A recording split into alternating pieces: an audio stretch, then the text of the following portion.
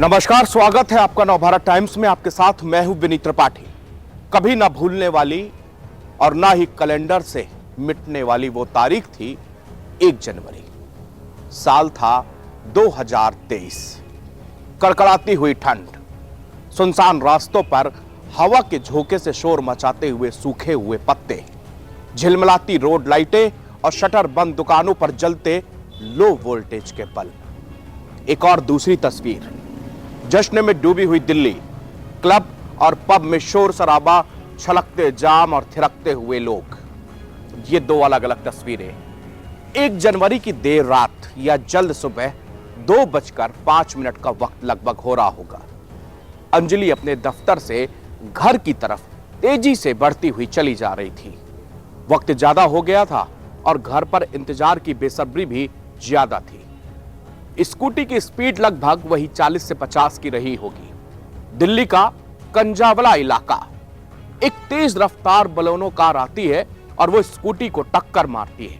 टक्कर के बाद बलेनो कार रुकती नहीं है और ये अंजलि को लगभग 15 किलोमीटर तक घसीटते हुए ले जाते हैं। जी हां, सही सुना, 15 किलोमीटर।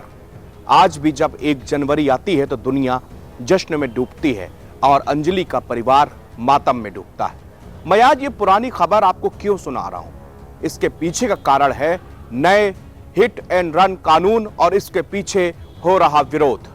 अंजलि सिंह या कंझावला जैसे ही आप गूगल में टाइप करेंगे तो गूगल आपको उस भयावह रात से रूबरू करा देगा।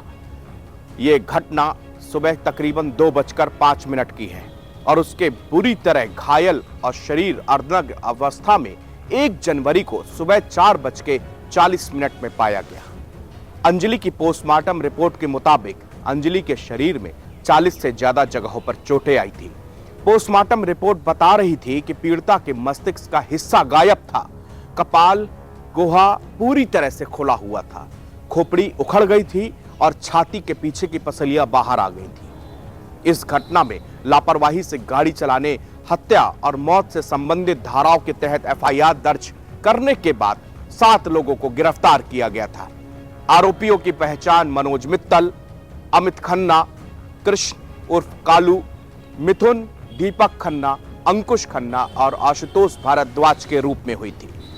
पुलिस ने चारों आरोपियों के खिलाफ आईपीसी की धारा 302 हत्या की सजा भी लगाई, जो उस समय कार के अंदर मौजूद बैठे थे। इस मामले में दिल्ली पुलिस ने 800 पेजों की चार्जशीट कर गुनाहगारों के हर गुनाह का एक-एक करके पर्दाफाश किया है। उन्होंने बताया है कि किस तरह इन लोगों ने जुल्म की सारी हदें पार कर दी थी। अपराध को इस कोर्ट के सामने इस तरह बताया पुलिस ने कि जिसने भी सुना उसके रोंगटे खड़े हो गए। ये तो मुमकिन नहीं कि उन 800 पेजों की कहानी का जिक्र मैं आपके सामने यहां पर कर पाऊं, मगर उसमें एक लाइन जो सबसे अहम है वो ये है कि दिल्ली पुलिस ने 1 अप्रैल को अपनी जो चार्जशीट में कहा वो ये कहा कि पीड़िता को बचाने के मौके थे, लेकिन उन्होंने जानबूझकर उसे कार से घसीटा जिससे उसकी मौत हो जाए। अंजलि अपने परिवार में एकमात्र कमाने वाली बिटिया थी। वो ही घर का खर्चा चलाती थी। उसने एक सैलून में नौकरी की और शादियों में काम करती थी। 9 साल पहले अपने पिता की मौत, 2 बड़ी बहनों की शादी और मां को किडनी से जुड़ी बीमारी होने की वजह से अंजलि ने 16 साल की उम्र में ही स्कूल छोड़ने और परिवार को आर्थिक रूप से मदद करने के लिए नौकरी करने का फैसला किया।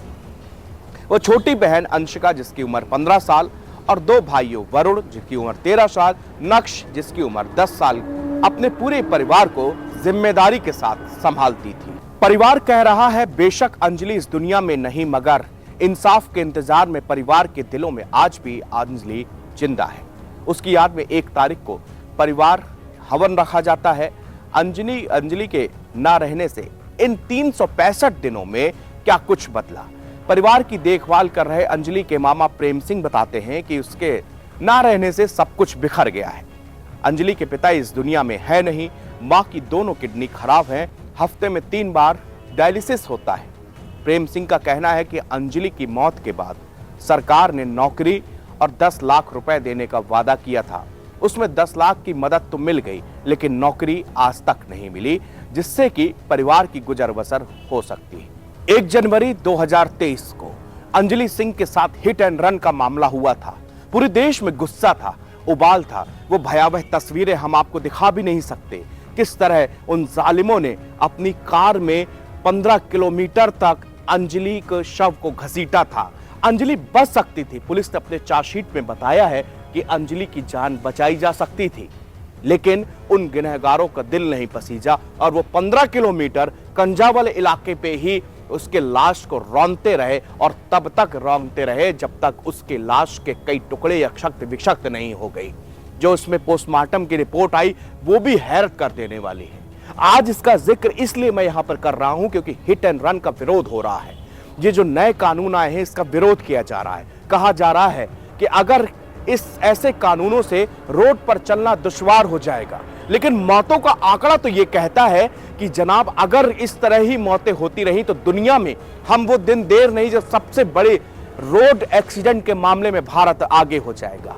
क्यों सख्त कानूनों की जरूरत पड़ती है? क्या आपको याद है कि 2013 में जिस समय निर्भया कांड हुआ उसके बाद में कानूनों में तब्दीलियां आई गई, कानून सख्त किए गए ताकि ऐसे गुनहगारों को और इस तरह की जो हत्याएं हैं या रेप है या कोई भी मामले हैं इनको कम किया जा सके। इसीलिए ये नया कानून लागू किया गया, लेकिन आज इस पे विरोध हो रहा है। 104 का सबसेक्शन 1 और 104 का सबसेक्शन 2 जो न्यू लॉ आए हैं इसमें क्या कहा जा रहा है? दरअसल इसको गंभीरता से समझने की जरूरत है कि क्या जिस तरह ट्रक और बस चालक इस पूरे आंदोलन को कर रहे हैं और सरकार को बार बार दबाव बना रहे हैं कि इसमें जो है ये कानूनों में तब्दीलियां की जाए, ऐसा क्यों किया जा रहा है? इसके पीछे की वजह दरअसल क्या है? उन तमाम आंकड़ों, एक दिन पहले नवभारत टाइम्स का एक वीडियो अगर आपने देखा हो उस पे हमने आपको गहनता से बताया था कि इस देश में होने वाले हिट एंड रन मामलों के आंकड़े क्या कहते हैं। वो आंकड़े डराते हैं और उसके बाद में अगर ये नया कानून आता है तो इसका विरोध शुरू हो जाता है। हम मानते हैं कि ट्रक वालों की चिंताएं भी वाजिब हैं, उनको रोड पर चलना और देश के अगर मौजूदा समय पे या आज से दशकों पुराना रोड व्हीकल जिस तरह ट्रक वाले दिन रात 24 घंटे मेहनत करते हैं, हर बरसात जाड़ा हो या किसी भी तरह के मौसम में वो लोग मूलभूत जरूरती सामानों को एक प्रदेश से दूसरे प्रदेश तक पहुंचाते हैं। सप्लाई चेन को अगर कोई बनाए रखता है तो ये ट्रक ड्राइवर है। लेकिन इस मामले में भी इनको समझना पड़ेगा कि आखिरकार अगर आप नियमतः और कानूनी तरीके से हर काम करते हैं तो फिर आपको डरने की जरूरत क्या है? 104 का सबसेक्शन 1 कहता है कि अगर आपसे गलती से किसी को टक्कर हो जाती है, और ये वाजिब है, हो जाती है, सड़क पर जब सैकड़ों की तादाद पे वाहन चलते हैं तो जरूरी हो सकता है कि कभी या तो सामने वाले की गलती हो या आपकी गलती हो, इसमें टक्कर हो जाती है और मौके पर मौजूद या घायल व्यक्ति अगर पड़ा है आप उसको अनदेखा करके भाग जाते हैं, तब आपके ऊपर 104 की धारा सबसेक्शन 2 के तहत आपको 10 साल की जेल और 7 लाख रुपए का जुर्माना तक हो सकता है। लेकिन अगर आपसे भूलवश गलतीवश एक्सीडेंट हो जाता है और आप उसके बाद तुरंत घायल को अस्पताल पहुंचा देते हैं या फिर आप तुरंत मौके पर पुलिस को इन्फॉर्म कर देते हैं, थाने चले जाते हैं, इतला करते हैं, तो ये आपकी सजा आधी हो जाती है। लेकिन इस कानून को बनाने का जो मेन मकसद है वो हर एक जिंदगियों को बचाना है। सड़क पर तड़पते हुए इंसान को छोड़ जाना कहां की ये इंसाफी है और कहां की मानवता है। इसी कारण से इस कानून को बनाया गया है। आज अंजलि का जो केस था वो हमने इसीलिए याद में और जहन में आया, और 1 साल के बाद जब उनके परिवार वालों के पास मीडिया कर्मी पहुंचे तो उनकी हालात देखकर ये लगा कि आज अगर अंजलि जिंदा होती तो शायद ये परिवार हंसता खेलता होता और नए साल के जश्न में डूबा होता। लेकिन उनके यहाँ 1 तारीख आते ही मातम पसर जाता है। अंजलि की तस्वीर पे माला पड़ी है और उनके बगल में तस्वीर रखी है, उनके पिता की तस्वीर है जिनकी मौत 10 साल पहले ही हो चुकी थी।